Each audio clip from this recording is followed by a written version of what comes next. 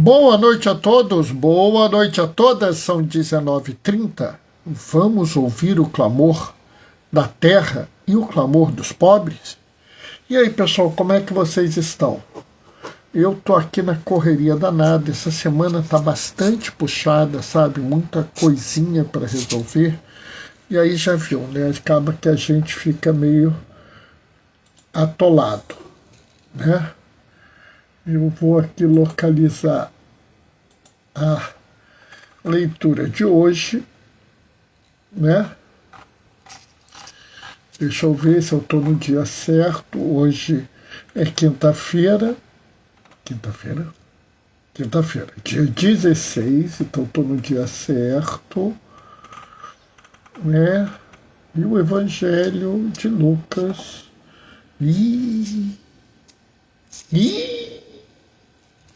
Bicho vai pegar, né? E eu já sei até qual é a passagem. Deixa eu ver se eu estou online.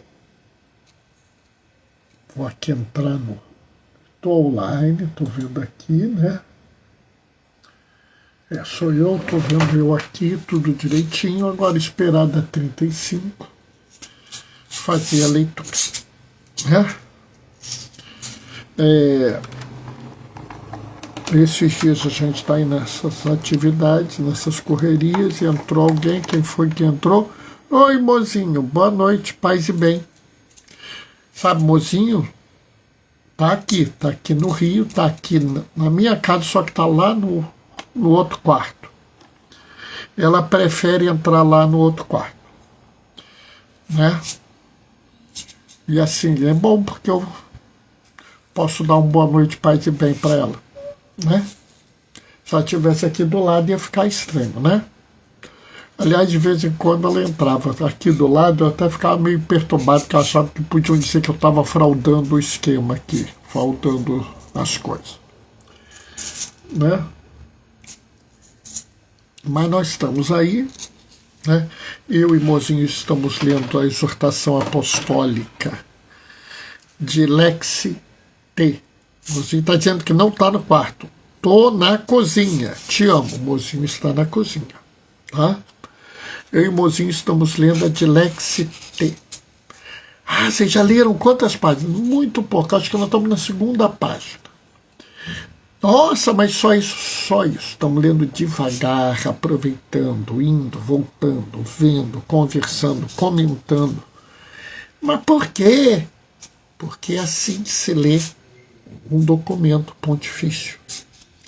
Documento pontifício não é um romance para ser lido às pressas, né? Quem é que entrou aqui? Oi, Jéssica, boa noite, paz e bem.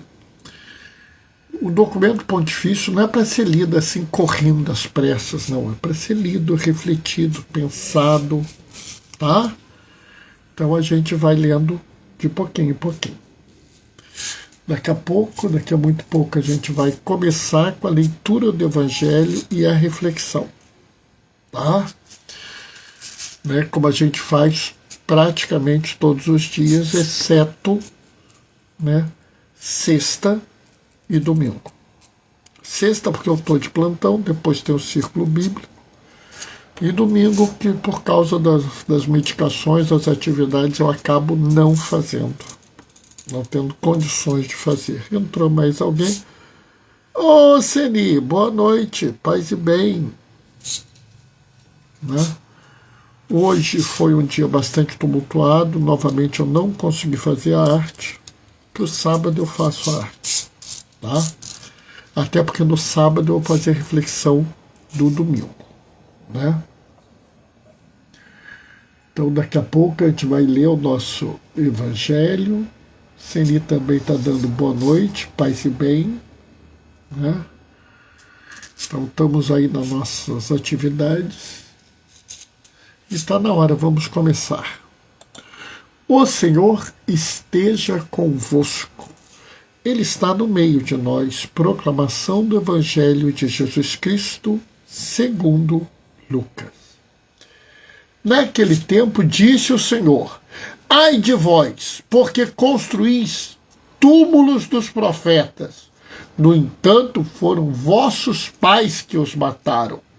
Com isso, vós sois testemunhas e aprovais as obras dos vossos pais, pois eles mataram os profetas e vós construís os túmulos. É por isso que a sabedoria de Deus afirmou: eu lhe enviarei profetas e apóstolos, e eles matarão e perseguirão alguns deles, a fim de que se peçam contas desta geração, do sangue de todos os profetas derramado desde a criação do mundo, desde o sangue de Abel até o sangue de Zacarias, que foi morto entre o altar e o santuário. Sim, eu vos digo, serão pedidos contas disso a esta geração. Ai de vós, mestres da lei, porque tomastes a chave da ciência. Vós mesmos não entrastes e ainda impedistes os que queriam entrar. Quando Jesus saiu daí, os mestres da lei começaram a tratá-lo mal e provocá-lo sobre muitos pontos. Armavam ciladas para pegá-lo de surpresa em qualquer palavra que saísse de sua boca. Palavra da salvação. Essa leitura é uma desses grupos de leitura onde Jesus faz as graves advertências, as graves condenações na fórmula de ai de vós. Eu preciso dizer que eu estou fazendo essa reflexão absolutamente de forma espontânea, porque eu não tive tempo esses dias de fazer uma boa reflexão. Aliás, amanhã eu vou ter que me dedicar algum tempo para fazer uma boa reflexão de domingo. Até porque eu faço a live no sábado. E mando a minha homilia no sábado para algumas pessoas. Mas, olhando para esse texto, algumas coisas me saltam aos olhos. E aqui nós temos duas grandes questões, né? Uma condenação aos mestres da lei, né? E eu quero começar por essa condenação.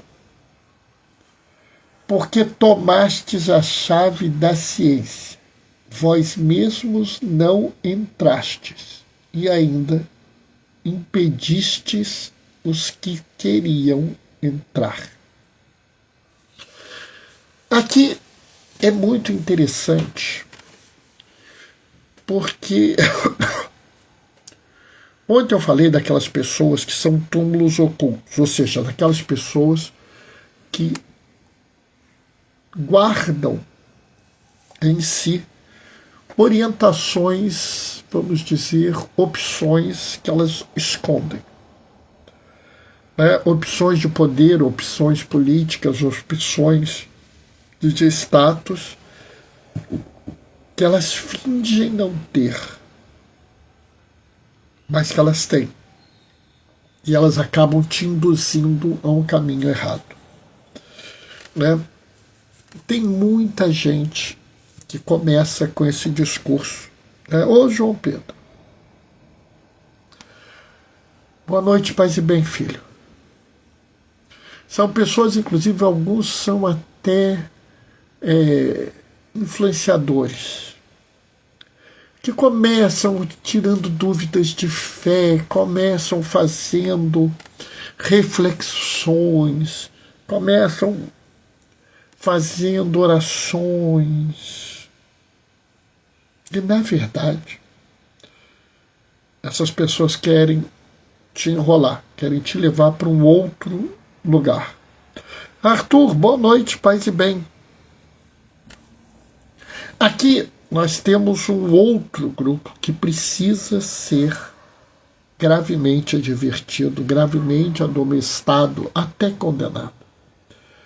Ai de vós, mestres da lei, porque tomastes a chave da ciência, vós não entrastes, e ainda impedis os que queriam entrar. Quantos são aqueles que guiam as pessoas por caminhos que não vão funcionar? Eles sabem que estão guiando as pessoas por um caminho errado. Eles não são pessoas inocentes. Né? Jesus certa vez fala: pode um cego guiar outro cego? Os dois vão cair no abismo. Por pior que seja, um cego guiar outro cego é ruim. Mas pior é aquele que vê e guia o cego para o lado errado. Há pessoas que estudaram, se prepararam, têm compreensão e distorcem tudo com objetivos políticos. Nós tivemos um episódio muito triste essa semana, que foi o episódio a respeito de um padre que parece que se envolveu com uma mulher casada. E aí a gente vê que algumas pessoas invadiram a casa paroquial, arrombaram a porta do banheiro onde a mulher estava escondida e arrastaram a mulher pelos cabelos. Pessoal, só isso já é um absurdo. Só isso já é algo sem nenhum sentido. Bernardo, mas ela é uma pecadora e o pecado é terrível. Ai de vós, mestres da lei, porque tomastes as chaves da ciência. Qual é o pecado maior? O adultério dessa mulher ou esse grupo de homens que atacam e violam a residência de uma pessoa? Qual é o pecado maior? Porque muitos se revoltaram por eles terem invadido a casa paroquial e terem arrombado a porta. Mas eu pergunto, qual é o pecado maior? Invadir e destruir uma porta, invadir uma residência e destruir uma porta, ou tirar a dignidade de uma pessoa? Observe bem, a dignidade do ser humano foi dada por Deus, é um presente divino, é algo sagrado. Bernardo, ela foi ferida pelo pecado original, mas ela não foi retirada. Tanto não foi que nosso Senhor Jesus Cristo se encarnou, ele viveu como um ser humano entre nós. E se a dignidade humana fosse absolutamente retirada, ele não poderia ter se encarnado na forma de um ser humano. Entendam isso. É central essa questão. Por que eu falo isso para vocês? Porque se vocês não tomarem cuidado, vocês acabam se perdendo. Observem bem. O mais importante não é a casa paroquial ou a porta do banheiro. O mais importante não é se essa mulher é pecadora ou não. O mais importante é a dignidade dessa mulher. E esses que tomaram para si as chaves da ciência, eles não têm legitimidade, não têm autoridade e não têm motivo para isso. É muito interessante a reflexão a respeito da mulher adúltera. O que Jesus fala? Ele diz que a mulher está livre? Não. Mas ele mostra que não cabe àquelas pessoas a condenação daquela mulher. Jesus aqui mostra o real significado da ciência aqui. O real significado da compreensão da lei. Agora, para tornar ainda mais absurda essa situação que eu estou narrando, essas pessoas filmaram e colocaram na internet essa situação. Ou seja, eles atingiram o nível máximo de perversidade porque eles querem, de qualquer forma, humilhar essa mulher. E aí, eles estão, com isso, dando a entender à nossa sociedade que é legítimo humilhar mulheres. Me desculpa, pessoal, eu sei que muitas pessoas vão ficar chateadas com o que eu estou falando, mas essas pessoas, com esse ato, legitimaram humilhar mulheres por qualquer motivo. Não, Bernardo, só as adúlteras. Aí, ó. Nem que ela fosse a pior pecadora do mundo, isso seria válido. Agora, quando você fala só as adúlteras, você já admitiu que pode-se humilhar uma mulher. É mais ou menos a crítica que Jesus faz no outro grupo. Vocês construíram os túmulos dos apóstolos e com isso vocês legitimaram o ato do pai de vocês que matou os apóstolos. Quando você diz, não, ele não está autorizando a humilhar todas as mulheres, só as adúlteras, você já legitimou que é possível humilhar mulheres. E me desculpa, isso é uma pista escorregadia, é uma ladeira escorregadia. Se você admite que é possível humilhar mulheres, daqui a pouco você estará admitindo que é possível agredir mulheres. E daqui a pouco você está admitindo que é possível matar mulheres. Bernardo, lá vem você, ó. Você está esticando muito a corda. Não estou. Esse é um raciocínio que nós temos. Isso é uma coisa que acontece. Sabe, de vez em quando aqui no Rio tem uma operação dessas policiais e matam um inocente. E a mãe, o pai, o tio, algum amigo, não, ele era um trabalhador. Por quê? Porque se não fosse trabalhador, podia matar. Notam? Esse tipo de coisa é um problema. Se você começa a ensinar errado as pessoas, você, primeiro, tomou a chave da ciência para você. Então você começa assim. Eu sei. De vez em quando eu vejo no Facebook, no Instagram, né, anúncios assim, faça a verdadeira catequese. Como se todas as outras catequeses fossem falsas. Só dele é verdade. Nota isso? Olha, ele tomou a chave da ciência. É minha. Só eu sei fazer catequese.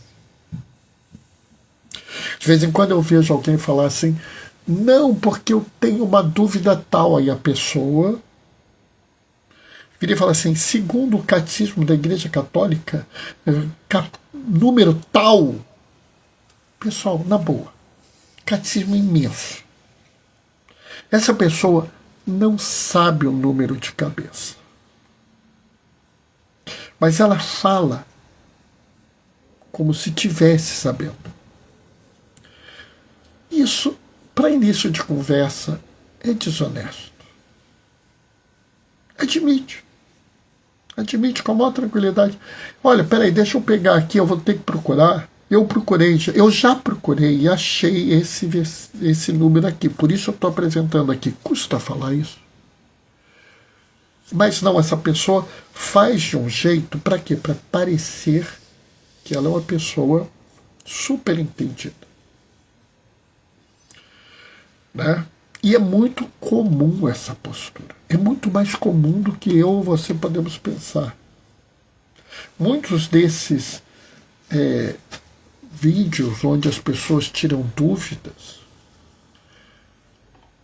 quase sempre, apesar de parecer que a dúvida está sendo feita naquela hora, a coisa foi pensada para dar uma ideia que a pessoa tem um grande conhecimento quando ela não tem. O que ela fez foi sequestrar a chave para ela.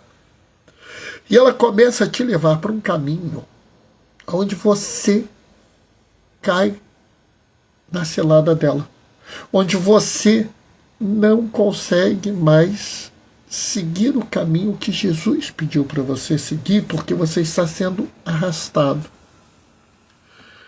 pelo outro lado, por aquele que não quer entrar e não vai deixar você entrar. E o pior é que essa pessoa, ela não vai parecer uma pessoa, vamos dizer assim, falível, uma pessoa frágil, uma pessoa que admite desconhecer as coisas. Ela vai se apresentar como uma pessoa forte, íntegra, conhecedora, preparada, que não erra. É uma pessoa que vai ficar olhando cada palavra que você disser em busca de uma imprecisão, de um escorregão, de uma vírgula errada e vai gritar: heresia, apostasia, herege, excomunhão. Por quê? Porque ela quer dar a impressão que a única referência é ela. Essa pessoa está ali na porta e não vai deixar você entrar porque ela vai te desviar do caminho. Bernardo, eu estou ferrado. Qual é a minha solução? A sua solução são os profetas. Hã? Como assim? Sabe, não é à toa que Jesus fala, né, que a sabedoria de Deus afirmou: eu lhes enviarei profetas e apóstolos, e eles matarão e perseguirão algum deles, a fim de que peçam contas a essa geração do sangue dos profetas derramados desde a criação do mundo, do sangue de Abel até o sangue de Zacarias. Jesus enviou, Deus envia profetas para nós, desde Abel até hoje. Os profetas é que vão gritar, vão dizer: há erros, há absurdos, isso está errado. Eles não vão ficar perdendo tempo dizendo que essa ou aquela pessoa estão errada. Sabe, o profeta, ele não é mesquinho de ficar dizendo assim: fulano está errado, fulano está errado. O profeta até pode virar para essa pessoa e dizer: você está errado porque você deseja mais o poder do que a Deus. Você está errado porque você pôs a riqueza no lugar de Deus. Mas ele vai falar para aquela pessoa, porque ele quer que aquela pessoa mude a sua vida e se salve. Mas ele não vai ficar andando nas praças dizendo: o diácono Bernardo está errado, o diácono Bernardo é uma porcaria, o diácono Bernardo não presta. Não.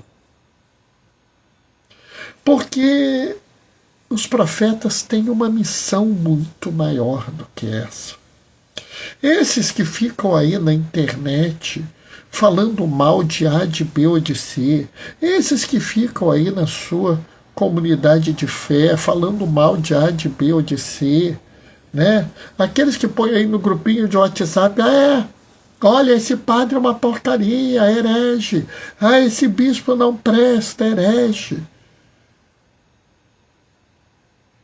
Eles não são profetas. Talvez eles sejam idólatras, mas profetas eles não são. Algumas dessas pessoas são pessoas enganadas.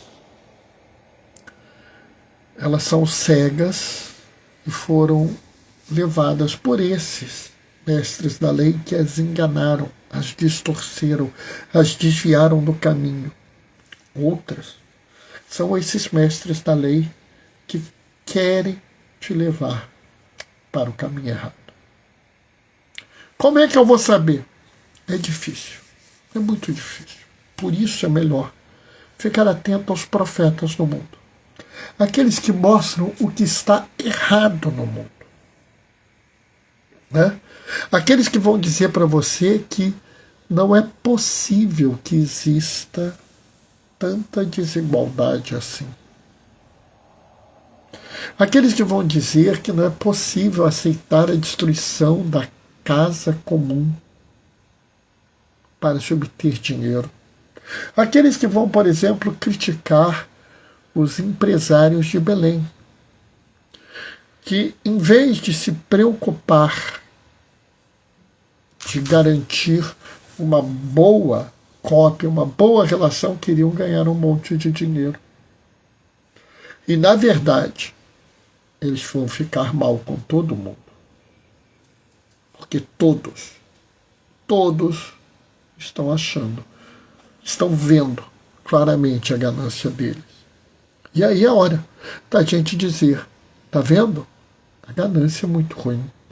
O amor desesperado pelo dinheiro, o ato de pôr o dinheiro como a principal causa da sua vida, a principal coisa que te move, é um pecado terrível. Muito melhor é o reino dos céus e a sua justiça, onde a cada um será dado conforme a sua necessidade. Onde as pessoas terão saúde, educação, cultura, casa, comida, lazer adequados, suficientes para o bem viver. Onde haveremos de ter uma qualidade de vida muito boa, onde restauraremos a nossa relação com a Mãe Terra e até curaremos suas feridas para que ela possa voltar a ser aquela que tanto nos cuidou. E aí é claro que pessoas como o Zezinho o tradicionalista e o Guinho Inquisidor começarão a gritar quando eu falar isso. Herege! Heresia! Excomunhão! Nova era! E umas outras besteiras assim.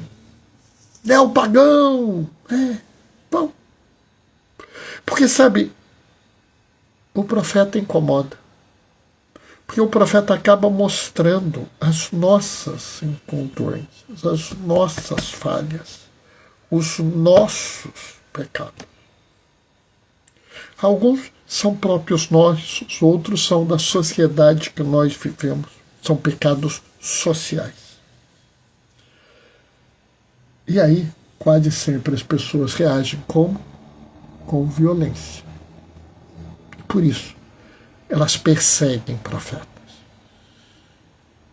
É impressionante como as pessoas têm um especial prazer de perseguir aqueles que buscam a justiça, o cuidado, o amor, o perdão, a misericórdia. É assim interessante, porque as pessoas gastam um tempo enorme falando mal dessas pessoas.